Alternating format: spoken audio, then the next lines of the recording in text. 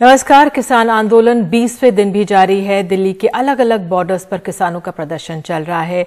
दिल्ली के Singhu border, Tikri border, Ghazipur border के बाद अब ये किसान राजस्थान और हरियाणा के बीच रेवाड़ी बॉर्डर पर भी प्रदर्शन कर रहे हैं। कल प्रदर्शन कर रहे किसानों ने 9 घंटे का अनशन किया। किसान कानून वापस की मांग पर वो अड़े हुए हैं। उधर किसान आंदोलन का अर्थव्यवस्था पर भी असर पड़ रहा है। उद्योग संगठन एसोचैम और सीआईआई ने चिंता जताई है। आंदोलन के कारण हर रोज 3,500 करोड़ का नुकसान हो रहा है। पंजाब, हरियाणा और हिमाचल में सबसे ज्यादा नुकसान अर्थव्यवस्था को दिख रहा है। इससे देश भर में जो रिटेल चेन सप्लाई में नुकसान हो रहा है और फल सब्जियों की कीमत पर असर पड़ रहा है। तो अपनी आगे की राह तय करने के लिए आज किसान संगठनों की भी बैठक हुई थी। कृषि मंत्री तोमर ने भी आज किसान गुट के एक नेता से बात की। इस गुट के नेता आचार्य रामगोपाल दीक्षित ने एनडीटीवी से कहा है कि वो कृषि सुधार कानूनों में संशोधन चाहते हैं और उनकी मांग है कि मंडी व्यवस्था में सुधार के साथ ऐसे बदलाव हों कि किसान का नुकसान ना हो और उन्हें सुरक्षा भी मिल सके। साथ ही सरकार की तरफ से बातचीत की पेशकश बनी हुई है। हमारे वरिष्ठ सहयोगी श्रीनिवासन जैन ने केंद्रीय मंत्री सोम प्रकाश से बात की। उसका एक अंश आपको दिखा रहे हैं। क्या वजह है कि टॉक्स फेल हो गए? तीसरे दौर में जब बात हुई तो ऑलमोस्ट उनसे पूछा गया कि आप क्या चाहते हो। उन्होंने पॉइंट्स लिखाए, ये हम चाहते हैं अमेंडमेंट, मंडी का एक्ट है वो उसमें चेंज होना चाहिए, जो एमएसपी वो होनी चाहिए, एसडीएम की कोर्स को अलाउ करना चाहिए। ऐसे 3-4 पॉइंट्स बनाए हमने। क्या चलो चारों का हमने लिख लिया और पॉइंट रेज कर लिए। फिर उनको ऑफर किया कि ये पॉइंट्स हम रेज कर रहे हैं, उसके बाद और बताओ आप क्या चाहते हो। उन्होंने कहा 2 और चाहिए। तो पोल्यूशन का बिल जो अभी ऑर्डिनेंस हुआ है उसमें एग्जम्पशन होनी चाहिए फार्मर्स को। उनके ऊपर पेनल्टी जो होने वाला था उनको एग्जम्पशन होनी चाहिए फार्मर्स को। We will consider it. और उसके बिना उन्होंने बिजली का बिल, इलेक्ट्रिसिटी का बिल है उसको नहीं लाना चाहिए। We should agreed. सारे पॉइंट्स उनसे पूछने के बाद लिखे गए और उनको बताया गया इस बात पर सरकार मान लेगी लिए तैयार है। Minister, won't you also agree? आप क्या ये बात ही नहीं मानेंगे कि गवर्नमेंट ने भी अपना जो अटैक है फार्मर्स पे, जैसे ही फार्मर्स का पोजीशन हार्डन होता गया, आपने भी उन पे अटैक बहुत बढ़ा दिया। अब आपके मिनिस्टर्स ओपनली कह रहे हैं कि ये तो माओइस्ट हैं, ये तो नक्सल्स हैं। देखो 31 यूनियंस है, इनमें से बहुत सारी की पॉलिटिकल एफिलिएशन तो है ही है। इसमें क्या है? मान लीजिए कि उन्होंने नहीं माना, ठीक है, आपकी पॉइंट सही हो सकती है कि they should have been willing to accept the amendments, लेकिन अब जब वो नहीं मान रहे हैं तो we are ready for talks. You are still ready for talks? Yes, but are you ready to scrap the laws as they are asking? उसके डिस्कशन के बाद देखेंगे क्या होता है। और आइए सीधे चलते हैं अपने सहयोगियों के पास जो रेवाड़ी बॉर्डर पे, सिंघू बॉर्डर पर बने हुए हैं। मुकेश सिंह टीकरी बॉर्डर पर हैं, पहले उन्हीं के पास चलेंगे। रेवाड़ी बॉर्डर पर है मुकेश। मुकेश, मैं आपसे जानना चाहूंगी, रेवाड़ी बॉर्डर एक यहाँ पर जो हमारे किसान प्रदर्शन कर रहे हैं, यहाँ पर क्या स्थिति है? 20वां दिन है और ये मोर्चा एक तरह से थोड़ा सा नया है। जो सिंघू बॉर्डर है वो बॉर्डर उससे थोड़ा सा नया है। उस लिहाज से क्या स्थिति यहाँ पर आज?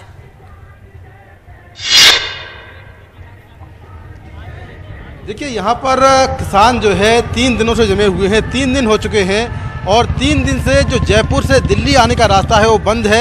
मैं रेवाड़ी बॉर्डर पर वहीं पर हूँ जहाँ पर किसान बैठे हुए हैं। हालांकि किसान जहाँ बैठे हैं वो इलाका अलवर ज़िले में आता है, यानी राजस्थान का इलाका है। लेकिन इसके ठीक पीछे आगे अगर आप देखें तो आगे जो हरियाणा पुलिस है उसने बड़े बड़े बैरिकेड लगाए हुए हैं, बड़े बड़े पत्थर रखे हैं ताकि किसान यहाँ से आगे ना बढ़ पाएँ। मैं कुछ किसानों से बात करता हूँ जो यहाँ पर मौजूद हैं।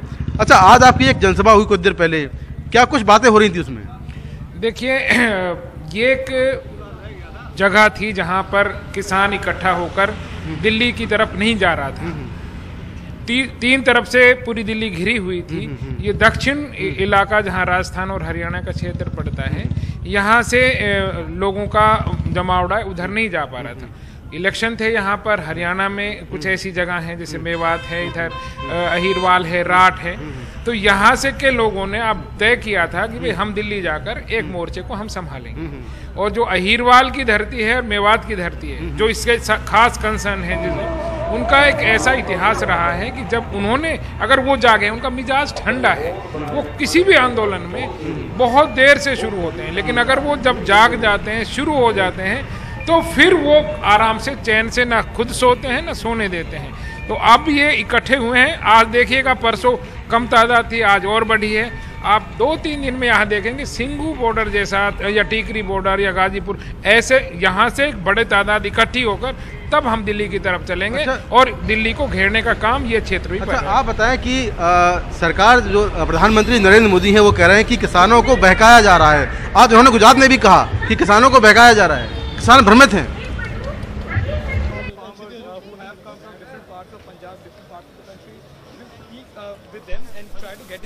तो ये बात कर रहे थे किस तरह से मुकेश भी लोगों से वहां पे बात करें किसानों से। अब सीधे अपने सहयोगी शरद के पास चलेंगे। शरद सिंघू बॉर्डर पे मौजूद हैं और सिंघू बॉर्डर ऐसा मोर्चा है जहां पे किसान सबसे पहले 20 दिन से यहाँ पे डटे हुए हैं। आज हमें शरद की वो वीटी भी हमने देखी किस तरह से उन्होंने किसानों के लिए जो इंतजाम किए गए हैं, कोपलों से जिस तरह से पानी गर्म किया जा रहा है, शरद वो भी देखा 5 बजे की खबर में। आप किसान लोगों से बातचीत कर रहे होंगे, क्या कहना है उनका? 20 दिन अब हो गए हैं, कुछ करके जिस तरह से सरकार की कोशिश भी है कि इस आंदोलन को तोड़ा जाए, इनको अलग अलग गुट करके अब किसान सरकार मिल रही है, उस लिहाज से किसानों में किस तरह की बातचीत?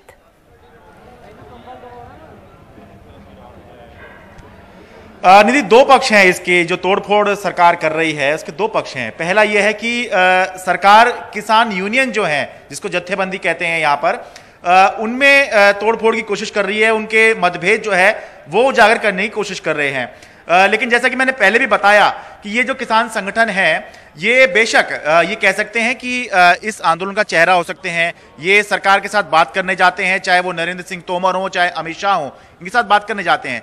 लेकिन आज की स्थिति में ये किसान यूनियन, इन किसान यूनियन के नेता जिनमें मतभेद उत्पन्न करने की कोशिश सरकार कर रही है, इनकी ये स्थिति नहीं है कि इस आंदोलन को कंट्रोल कर लें, या ये जो कहें यहां पर जो किसान आम किसान आए हुए हैं वो मान लें। क्योंकि यहां पर जब हम आम किसानों से बात करते हैं, अभी तो यहां पर किसान नहीं है क्योंकि सारे अपने जो रहने की जगह है उसमें चले गए हैं। जल्दी ठंड की वजह से जल्दी अब प्रोग्राम यहाँ पे जो सार्वजनिक प्रोग्राम होता है वो खत्म कर दिया गया है। लेकिन जब हम उनसे बात करते हैं तो सब एक ही चीज कहते हैं कि चाहे 6 महीने रुकना पड़े, हम 6 महीने रुकेंगे, लेकिन किसी भी सूरत में हम ये जो बिल आए हैं, जो कानून है, ये वापस करा के ही जाएंगे। इसका एक बड़ा कारण ये है कि किसानों की भावनाएं जो हैं वो आहत हैं। वो आहत किस लिए हैं कि पहली बात तो जब वो कह रहे थे कि हमारी डिमांड ये है, तब सरकार सुन नहीं रही थी। उसके बाद जब दिल्ली की तरफ चल पड़े तब उनके पास आंसू गैस के गोले छोड़े गए, गड्ढे खुदवाए गए, पत्थर लगवाए गए। अब जब यहाँ पर आ गए तो सरकार कह रहे संशोधन कर देते हैं। तो इनका कहना है कि अब जब यहाँ पर आ ही गए हैं तो कानून वापस करा के जाएंगे। किसी बात कर लीजिए, सब एक ही चीज कहते हैं। तो इसलिए किसान यूनियन और किसान ये जो है अलग अलग चीजें हैं। बिल्कुल शरद, और हम और आप तो अपने घर चले जाते हैं, लेकिन ये लोग ठंड में जिस तरह से सो रहे होंगे और जिस तरह से जो भी थोड़ा बहुत इंतजाम हम दिखाते हैं खाने का, गर्म पानी का, लेकिन नाकाफी है क्योंकि इनके सर के ऊपर इनके घर की छत नहीं है। बहुत बहुत धन्यवाद हमसे जुड़ने के लिए शरद। और हमारे और सहयोगी जो किसान आंदोलन जिस तरह से अपने डटे हुए हैं किसान अपने आंदोलन में, लेकिन दिल्ली में ठंड बढ़ रही है, अब 4-5 डिग्री सेल्सियस रात में हो रहा बताया जा रहा है। तो किसानों की जो बड़ी तादाद बुजुर्गों की भी है, और क्या इंतजाम इन तमाम किसानों के लिए किए हुए हैं, हमारे सहयोगी हैं एक अरुण सिंह, उन्होंने जायजा लिया है। ये रिपोर्ट देखिए। बुजुर्गों के लिए शेल्टर,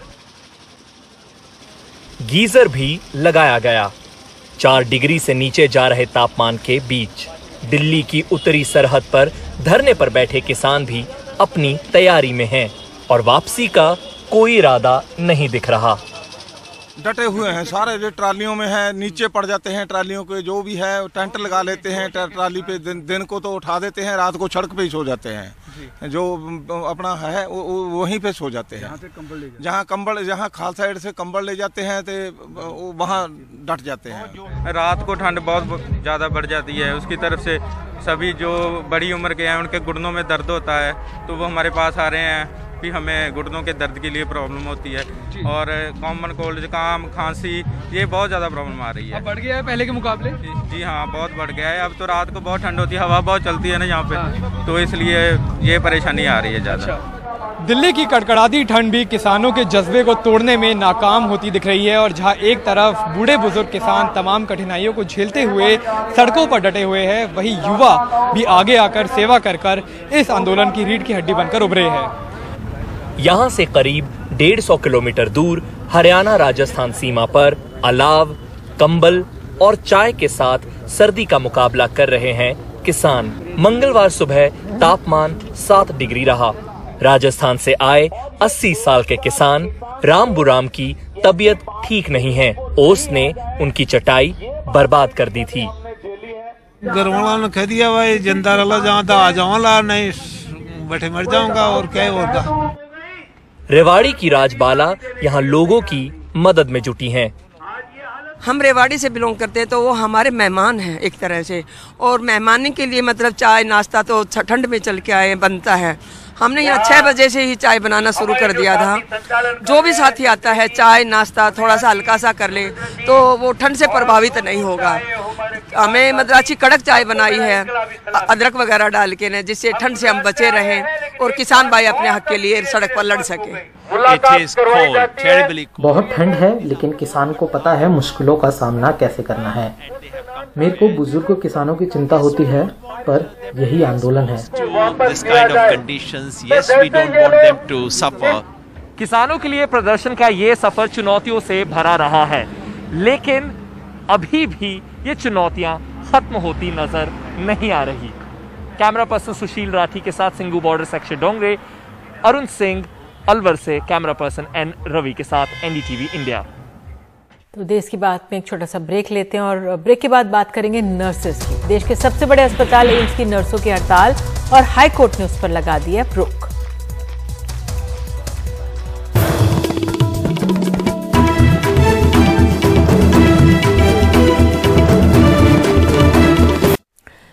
दिल्ली हाई कोर्ट ने all India institute of medical sciences की जो नर्सिंग स्टाफ यूनियन की अनिश्चितकालीन हड़ताल को जारी रखने पर रोक लगा दी है। अपनी मांगों के चलते नाराज एम्स के नर्सिंग यूनियन ने इनसे जुड़े 5000 लोग थे जो हड़ताल पर थे। एम्स प्रशासन की तरफ से कहा गया कि इनकी मांगों पर विचार किया जा रहा है। प्रशासन ने कहा कि यह हड़ताल अवैध है। एम्स प्रशासन की याचिका पर नर्सिंग यूनियन को नोटिस दिया गया है। जस्टिस नवीन चावला ने एम्स की याचिका पर दिया है ये आदेश और अगली सुनवाई अब 18 जनवरी को होगी। और इस पर अधिक जानकारी के लिए हमारे सहयोगी आशीष भार्गव हमारे साथ मौजूद है।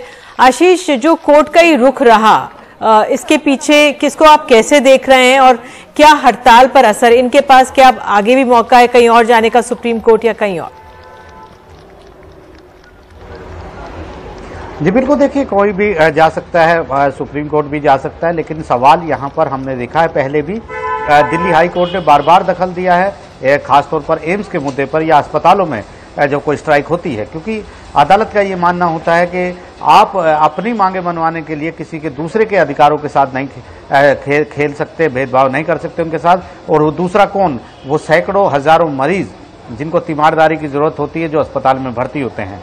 तो यहाँ पर एक अंतरिम आदेश जारी किया और अदालतें अक्सर इसी तरह के अंतरिम आदेश जारी करती हैं कि आप तुरंत काम पर लौटिए, आप हड़ताल मत करिए क्योंकि आप एसेंशियल सर्विसेज में हैं।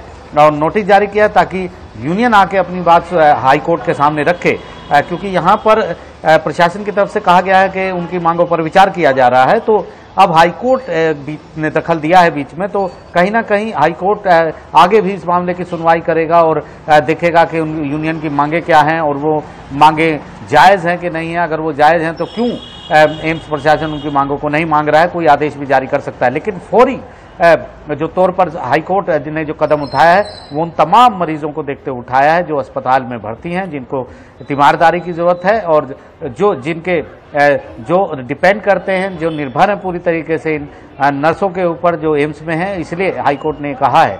और दूसरा, अब हम ये भी जानते हैं किस तरह से महामारी की स्थिति है और ऐसे में मरीजों को और ज्यादा तीमारदारी की और ज्यादा सहारे की जरूरत होती है। तो कहीं ना कहीं हाई कोर्ट ने एक बीच का रास्ता अपनाया है कि आप पहले काम पर लौटिए और उसके बाद हम आपकी बात सुनेंगे और फिर आदेश जारी करेंगे। बिल्कुल आशीष, इस जानकारी के लिए धन्यवाद। और हमारे सहयोगी सौरभ शुक्ला भी हमारे साथ मौजूद हैं जो सुबह से ही एम्स की इस नर्सिंग स्ट्राइक को देख रहे थे। सौरभ, आपने कुछ दिन पहले देखा था कि किस तरह से दिल्ली के कई डॉक्टर्स थे, उनको 3-4 महीने से सैलरी नहीं मिली थी।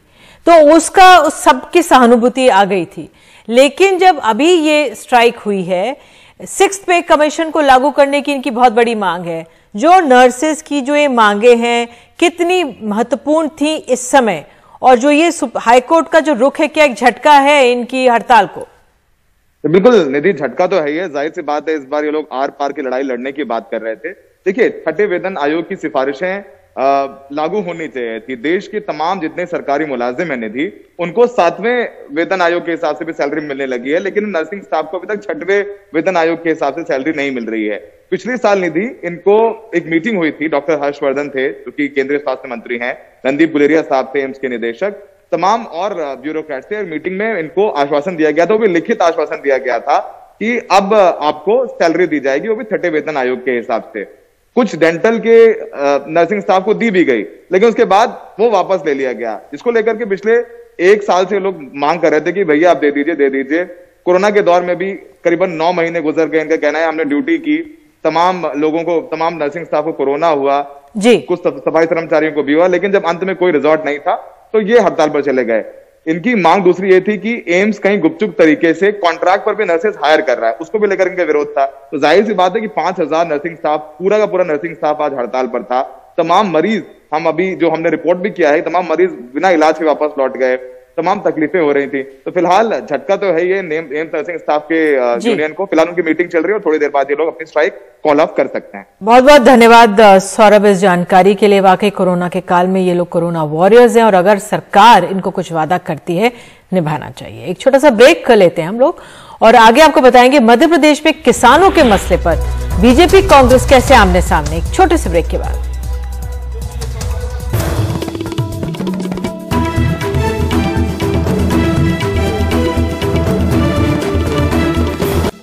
एक बार फिर से बात करते हैं किसानों की, वो भी मध्य प्रदेश के। किसान आंदोलन पर मध्य प्रदेश में बीजेपी और कांग्रेस के बीच टकराव बढ़ता जा रहा है। दोनों पार्टियां अपनी अपनी तरह से किसानों को जागरूक करने की कोशिशों में जुटी हैं। भोपाल में सम्मेलन किसानों का था। भारी भीड़ जुटाने की तैयारी थी, लेकिन कई कुर्सियां खाली रह गईं। प्रधानमंत्री और नए कृषि कानूनों के पैम्फलेट हाथ की जगह जमीन पर पड़े दिखे। जोश में मुख्यमंत्री मीडिया को कहने लगे किसानों की ये तस्वीर जरूर दिखाना। बहरहाल हमने ये तस्वीर भी दिखाई, लेकिन वहां आए कुछ किसानों से कानूनों को लेकर सवाल पूछा तो जवाब सुनिए। बोला तो नहीं मुख्यमंत्री साहब ने, कौन ने बोला है? ये साहब भोपाल। तो ये कानून के बारे में मालूम है? किसानों को जो कानून आया इसके बारे में कुछ मालूम है आपको? अरे साहब जो मैं पता है सब जनता इसी में आ गई हो। नहीं जी, हमें नहीं है का कानून आया है जो किसानों के पक्ष में नहीं, हमें ना कोई सेक्रेटरी ने बताया, ना कोई ने बताया, सरपंच ने भी। और क्या क्या परेशानी आती है खेती करने में? परेशानी क्या, पानी नहीं है, जबरन कर रहा है, 2 एकड़ खेती है। तो उसके सही दाम मिल पाते हैं आपको? नहीं, सही दाम क्या, पानी नहीं है, पैसा नहीं है। हमको इतना मालूम नहीं है, अभी हम तो गाँव में रहते हैं। तो आज यहाँ कैसे आ गए? भोपाल आए सब रैली में, बीजेपी सम्मेलन है ही सर आज किसान। दिल्ली की सीमा पर किसानों के विरोध का जवाब मध्य प्रदेश से देने की तैयारी में बीजेपी जुटी है।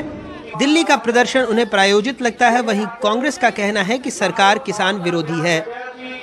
सागर, ग्वालियर, जबलपुर, रीवा, सागर, यहाँ इंदौर, यहाँ भी होंगे सब। हमारे केंद्रीय नेता और प्रदेश के नेतृत्व करेगा। उसके बाद जिला मुख्यालय पर, ब्लॉक पर, गांव-गांव में हम चौपाल लगाएंगे और किसानों को जागरूक करेंगे। और मैं दावे के साथ कह रहा हूँ 100% किसान इसके साथ खड़ा होगा। जो सिर्फ कांग्रेस का मानसिक रूप से गुलाम होगा या कांग्रेसी होगा या जो नहीं चाहता किसान का भला, वही विरोध करेगा। बाकी कोई विरोध नहीं। आपने कह दिया कि संगठन जो है कुकुरमुत्ते की तरह उगाए हैं किसान संगठन, तो आपको भरोसा नहीं इन संगठनों पर? नहीं, देखिए जो संगठन है उनने मांग क्या करी है? किसान आंदोलन में जा रहे हैं और मांग कर रहे हैं कि वो आतंकवादियों के जो बंद है उनको जेल से छोड़ो।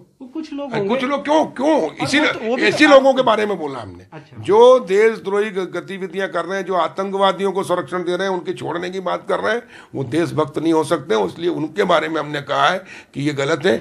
मध्य प्रदेश के कृषि मंत्री ने जो किसानों का अपमान करा है और उनको कुकुरमुत्ते जैसे शब्दों से संबोधित करा है, ये भाजपा की शिवराज सरकार का वो चेहरा है जो किसानों के साथ 15 साल से मध्य प्रदेश में उनके खिलाफ काम कर रहे थे, जिसकी संदर्भ में किसानों ने 21,000 किसानों ने मध्य प्रदेश प्रदेश में आत्महत्या करी थी। और अब इस काले बिल के विरोध में जिन किसानों का सम्मेलन आयोजित किया है उसमें भाजपा के कार्यकर्ता बैठे हुए हैं या जो किसान आए हैं उनको भी इस सम्मेलन के विषय का नहीं मालूम है और वो किसानों के साथ अपनी आवाज़ नहीं जोड़ पा रहे हैं और उनको लाके यहाँ पर बिठाया गया है। मध्य प्रदेश की सरकार के चाल चरित चेहरे को मध्य प्रदेश की जनता और देश की जनता ने देखा है, जहाँ पर मध्य प्रदेश में किसान आत्महत्या शिवराज सिंह सरकार के दोबारा आने के बाद फिर से चालू हुए। बहरहाल पूरे राज्य में इस तरह के 7 सम्मेलनों और दर्जनों चौपाल के जरिए बीजेपी किसानों को नए कानून का फायदा बताने की योजना बना रही है। कई बार समस्या की जड़ यही संवादहीनता होती है। किसानों का आरोप है कि जब कानून बने तब उनसे संवाद नहीं किया गया, अब वो नाराज़ हैं तब उनसे संवाद करने की कोशिश की जा रही है। लेकिन समस्या ये भी है कि जो संवाद करने आ रहे हैं उन्हें ही नहीं पता कि क्या संवाद करना है। भोपाल से कैमरा पर्सन रिजवान खान के साथ अनुराग द्वारी, NDTV इंडिया।